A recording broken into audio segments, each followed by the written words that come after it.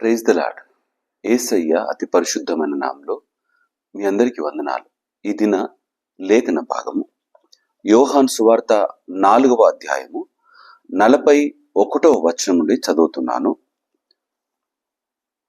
ఆయన మాటలు వినినందున ఇంకను అనేకులు నమ్మి ఆ స్త్రీని చూచి, ఇక మీదట నీవు చెప్పిన మాటను బట్టి కాక ఈ మా మట్టుకు మేము విని ఈయన నిజముగా లోకరక్షకుడని తెలుసుకొని నమ్ముచున్నాము అనేది.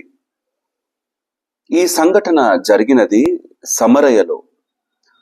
సమరయలో బావి దగ్గర ఉన్న యేసయ్యను ఆ యొక్క సమరయ్య స్త్రీ చూచినప్పుడు యేసయ్య మాట్లాడి తనకు విషయాలు చెప్పినప్పుడు, నేను కన్న వాటిని విన్న వాటిని నా జీవితంలో జరిగిన వాటిని చెబుతున్నది ఈయన కాదా క్రీస్తు అనుకుంటూ తను ఊరిలోకి వెళ్ళి అనేకులను తీసుకొని వచ్చింది. ఈ అనేకులు వచ్చిన వారు ఏ విధంగా నమ్మారు? మొదట చెప్పిన దాన్ని బట్టి వచ్చారు. కానీ వారు ఇప్పుడు ఆమె చెప్పినందుకు కాదు, మేము నమ్ముతున్నాము. ఏమని? ఆ మాట ఎంత చక్కగా రాయబడింది చూడండి. మా మట్టుకు మేము విని ఈయన నిజంగా లోకరక్షకుడని నమ్ముతున్నాం. యేసు ప్రభు యుద్ధకి నడిపించిన మన జీవితాలు ఎవరో ఒకరు వారి అనుభవాన్ని బట్టి కానీ, వారు దేవుడు వారి పట్ల జరిగించిన కార్యాన్ని బట్టి కానీ, వారి రక్షణ అనుభవాన్ని బట్టి కానీ, వారు మనకు యేసయ్యను పరిచయం చేసినప్పుడు ఆ దగ్గరికి వచ్చిన క్రమంలో మనము ఆయన్ను కొంత తెలుసుకొని విశ్వాసం ఉంచుతాం. అయితే ఈ విశ్వాసం అనేది ఆయన దగ్గరికి రావడానికి ఇతరులు చెప్పిన మాటను బట్టే మాత్రమే అయితే మాత్రము అది జీవిత కాలము నిలబడదు. మనము ఆయన్ను అనుభవించగలగాలి, ఆయన వాక్యాన్ని రుచి చూడగలగాలి. యేసయ్య సాన్నిధ్యాన్ని ఎంత వెచ్చదనము కలిగినదో, ఎంత కాపుదల కలిగినదో, ఆయనలో ఉంటే మనకు ఏమి దొరుకుతుందో, ఆయనతో ఉంటే ఏది మన దరిదాపుల్లోకి రాదో అనే మాటను మనము చక్కగా గ్రహించగలిగిన నాడే మనము యేసయ్యను అంటి పెట్టుకొని బ్రతుకుతాం, విడిచిపెట్టకుండా బ్రతుకుతాం. హృదయంలో ఆయనకు మాత్రమే స్థానం ఇచ్చి బ్రతుకుతాం. విశ్వాసము వినుట వలన కలుగుతుంది. అయితే మనుషులు మాట చెబుతారేమో, వారి యొక్క అనుభవాల నుండి సాక్ష్యం చెబుతారేమో, అది కేవలం యేసయ్యను నడిపించటానికి, యేసయ్య వైపుకు నడిపించటానికే ఒకవేళ దోహదపడుతుందేమో. కానీ నిలకడగా ఆయనతో కలిగి ప్రయాణము చేయాలంటే మాత్రం నమ్మకమైన విశ్వాసం మనలో పెంపొందించబడాలి. దానికి ఏ విధంగా సహకరిస్తుంది అంటే వాక్యమే. ఆ యేసయ్యను నీ పట్ల జరిగించే కార్యాలు. ఒకవేళ నువ్వు యేసయ్య దగ్గరికి ఆరోగ్యం బాగాలేకపోతే వచ్చావేమో, నీ ఆర్థిక స్థితి బాగాలేకపోతే నీ వచ్చావేమో. ఒకవేళ అటువంటి స్థితిలో వచ్చి ఉండి నీకు కావలసినవన్నీ నువ్వు పొందుకున్న తర్వాత తిరిగి నీ యొక్క జీవితంలో చిగురింపబడ్డ స్థితికి వచ్చిన తర్వాత ఇతరుల పట్ల వారు చెప్పిన దాన్ని బట్టి ఆధారపడి కొనసాగితే ఎక్కువ కాలం నిలబడలేం. ఇక మనకు ఇదివరకు చెప్పిన వారు మన ప్రక్కన లేకపోయినా మనము మాత్రం విశ్వాస జీవితాన్ని విడిచిపెట్టని వారముగా నిలబడాలి. ఎందుకంటే అపవాది మనము వినిన దేవుని మాటలను హృదయంలో నుండి చెరిపివేయడానికి వాడు అనుక్షణం ప్రయత్నం చేస్తూనే ఉంటాడు. మనల్ని ఆయన నుండి దూరం చేయడానికి, దూరంగా బ్రతకటానికి వాడు పన్నాగాలు, ఎత్తులు వేస్తూనే ఉంటాడు.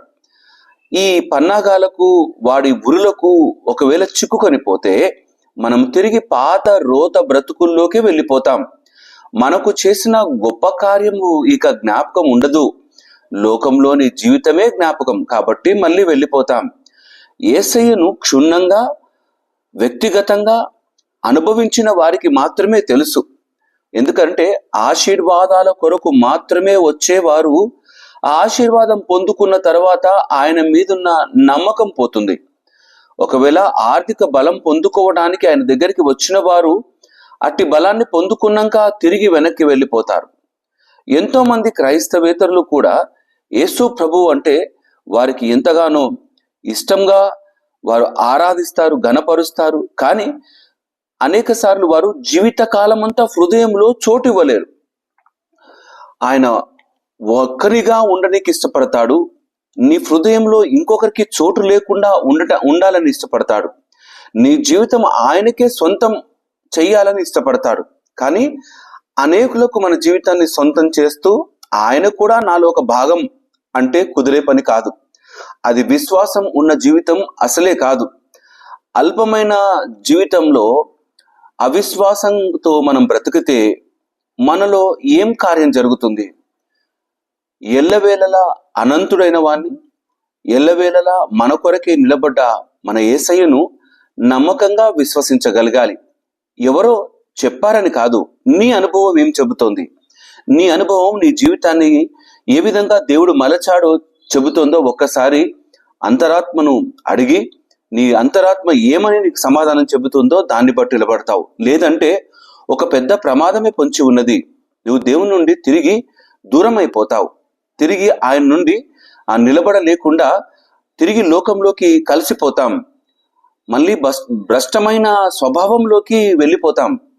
అట్టి స్థితిలో ఉండొద్దు అంటే, అట్టి భయంకర పరిస్థితుల్లోకి వెళ్ళొద్దు అంటే అనుభవపూర్వకంగా యేసయ్యను తెలుసుకోవాలి. పాపము నుండి విడుదల కలిగించిన జీవితం ఏంటో అనుభవించగలగాలి. పరిశుద్ధమైన జీవితం దేవుని సన్నిధానంలో ఏముంటుందో, ఎలా ఉంటుందో లోకంలో బ్రతికి పాపము అంటించుకున్న వానికి గ్రహింపులోకి వస్తుంది. ఆయన దగ్గరికి రావడం అంటే ఇచ్చే ఆశీర్వాదం అందుకొని పరిగెత్తుకుంటూ తిరిగి లోకంలోకి వెళ్ళిపోవడం కాదు. ఆయన ఇచ్చే ఆశీర్వాదాన్ని ఆనందిస్తూ అనుభవిస్తూ ఆయన పాదముల యొద్ద నమ్మకమైన బిడ్డగా బ్రతకటం. ఆయన యొద్ద ఉన్నప్పుడు ఆయన ఒక్కొక్కటిగా ఆశీర్వాదాలు ఇవ్వడం కాదు, ఆయన కాపుదలలో జీవితకాలం అంతా ఉంటాం. అది ఏ స్థితి అయినా ఆయన విడిచిపెట్టకుండా మనము బ్రతుకుతాం. అటు నమ్మకమైన జీవితంలో కొనసాగడానికి నీ అనుభవం ఏం చెబుతోంది? దేవుని సన్నిధానానికి వస్తున్న నీ జీవితంలోని దేవుని మాటలు వినిన అనుభవం నీకేమని చెబుతోంది? ఏమని పాఠాలు నేర్పిస్తోందో ఒక్కసారి ఆత్మ పరిశీలన చేసుకుందాం. భార్య కొరకు కానీ, బిడ్డల కొరకు కానీ, సంఘ పెద్దల కొరకు కానీ, సంఘ కాపరి కొరకు కానీ దేవుని మందిరానికి వస్తున్నావేమో. వారిని బట్టి కాసేపు ఆరాధనలో గడుపుతున్నావేమో. లేదా వారు ఏమనుకుంటారో ఈరోజు మందిరానికి రాకపోతే అంటూ నువ్వు వస్తున్నావేమో. ఈరోజు అందరూ చూస్తున్నారు కాబట్టి ప్రార్థన చేసుకోకపోతే బాగుండదు అని అనుకుంటున్నావేమో. యేసు ప్రభుతో జీవితం వ్యక్తిగత జీవితం. ఆయన నువ్వు విడిచిపెట్టావా, ఆయన పట్టుకున్నావా, ఆయనలో నువ్వు బ్రతుకుతున్నావా అని చెప్పేది బయటి వారు కాదు, నీ అంతరాత్మే. ఆ అంతరాత్మ ఏమని ఈ యొక్క ఉదయకాలం నీతో మాట్లాడుతుందో ఒక్కసారి పరిశీలన చేసుకుందాం. యేసయ్య వ్యక్తిగతమైన దేవుడు. యేసయ్య పర్సనల్ గాడ్. ఆయన నిన్ను మాత్రమే, నీతో మాత్రమే గడపటానికి ఇష్టపడేవాడు. ఇంట్లో ఒక్కరు దేవునికి సమీపంగా ఉన్నారు కాబట్టి అందరి కొరకు అందరిలో ఉంటాను అనేవాడు కాదు. ఎవరు హృదయంలో స్థానం ఇస్తారో వారిలోనే ఆయన వసిస్తాడు. నువ్వు ఎలాంటి హృదయాన్ని ఇచ్చినావు? కాసేపు ఉండి వెళ్ళిపోయే హృదయం లాగా ఇచ్చావా? లేదా శాశ్వత కాలం ఆయనకు హృదయంలో సింహాసనం వేసి ఆయన్ను కూర్చోబెట్టావా? ఆయన్ను నమ్మకంగా ఆరాధించే వారముగా ఉందాం. పాపము చేసిన స్త్రీ, ఆ యొక్క సమరయ స్త్రీ మార్చబడ్డది. అనేకులకు బోధించి అనేకులకు వినిన సంగతులను గురించి సాక్ష్యం ఇస్తే వచ్చి వారందరూ యేసయ్య దగ్గరికి రాగలిగినారు. కానీ అక్కడ మాత్రం విశ్వాసము వారికి వారుగా నమ్మినారు. ఈ దినం నీవుగా ఆయన నమ్ముతున్నావా? ఇక ఎవరితో పని లేదు నీకు. నీ అంతటా నీవు ఆయన పైన పూర్తి నమ్మకము, విశ్వాసం ఉన్నదా?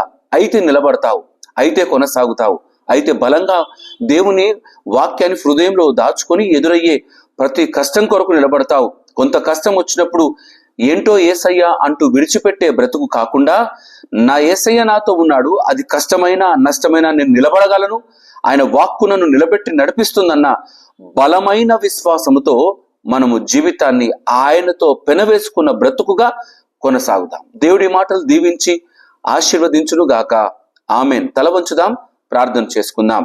మా ప్రియ యేసయ్య, మీకే స్తుతులు, వందనాలు. ఈ యొక్క ఉదయకాలం కొరకే కృతజ్ఞతలు.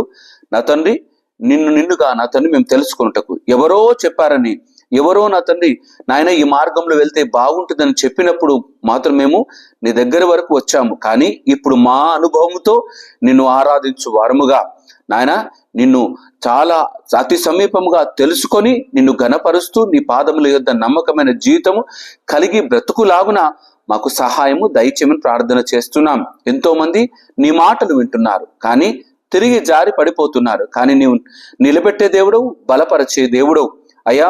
మా అందరి కొరకు నువ్వు ప్రాణాన్ని బలిగా అర్పించిన వాడవు అయ్యా. నా కొరకు నువ్వు ప్రాణం బలిగా అర్పించావని బ్రతుకు నీ కొరకే అంటూ నమ్మకంగా నీ కొరకై జీవితాన్ని అప్పచెప్పుకున్న ప్రతి బిడ్డకు మీరు తోడై ఉండి నిలబెట్టి స్థిరపరిచి నడిపించండి. విశ్వాస జీవితంలో సన్నగిలిన వారుగా ఎవరైనా ఉంటే అయ్యా దయతో వారిని గట్టిగా పట్టుకొని నడిపించమని ప్రార్థన చేస్తూ ఉన్నాను. నా తండ్రి ఆత్మలో నిలబెట్టండి, బలపరచండి, అనేకుల కొరకు ఆశీర్వాదకరంగా స్థిరపరచండి నాయన. వారి ఆత్మీయ జీవితాన్ని పోగొట్టుకోకుండా ఈ లోకంలో కలిసిపోకుండా నిన్ను కలిగి కొనసాగుటకు ఎల్లవేళల నీ మాటల చేత బలపరిచి స్థిరపరచుమని ప్రార్థన చేస్తూ ఈ దిన దీవెన ఆశీర్వాదాలతో కాపుదలతో నింపి మమ్మల్ని అందరిని ఆయన నడిపించమని ప్రార్థిస్తూ స్తుతులు చెల్లిస్తూ యేసయ్య అతి పరిశుద్ధమైన నామములో అడిగి ప్రార్థించి వేడుకుంటున్నాము నా తండ్రి, ఆమెన్. దేవుడు మిమ్మల్ని అందరినీ దీవించి ఆశీర్వదించును గాక. ఆమెన్. అందరికీ ప్రైజ్ ది లార్డ్.